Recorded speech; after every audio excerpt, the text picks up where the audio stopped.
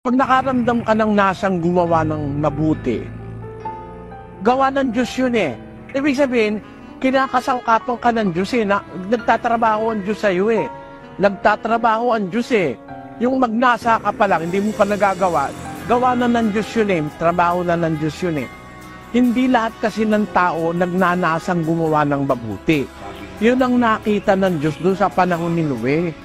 Kaya niya ginunaw ang sanlibutan. Bakit? Kasi ang sabi niya doon sa 6:5 ng Henesis, At nakita ng Panginoon na mabigat ang kasamaan ng tao sa lupa, at ang buong haka ng mga pag-iisip ng kanyang puso ay pawang masama lamang na parati. At nagdamdam ang Panginoon na kanyang nilalang ang tao sa lupa at nalumbay sa kanyang puso. kita mo? Ang nakita ng Diyos, ang nasa ng isip ng tao, ang haka ng kanyang mga pag-iisip at ng kanyang puso, pawang masama na lamang parati. Kaya pag halimbawa, ikaw, kapatid, nagnasa ka ng isang gawang mabuti, tuloy mo yung, tuloy mo. Huwag mong pigilan.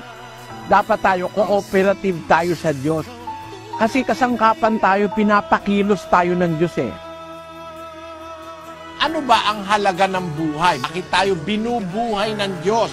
Kasi kaya po tayo binubuhay ng Diyos para tayo'y makasama niya doon sa buhay na walang hanggan. Ang buhay po natin sa lupa, kapatid, parang ito'y isang practice. Habang nasa lupa tayo, tinuturuan tayo ng Diyos ng pagsunod. Kasi gusto niya na isama niya tayo doon sa langit, sa kanyang kaharian, para mabuhay tayong kasama niya. Kaya ang buhay ngayon, pagbibigay ng Diyos sa atin ng chance o ng pagkakataon na mabuhay na kasama niya. Kaya tayo nabubuhay dito sa lupa. Yan po ang halaga ng buhay dito sa lupa.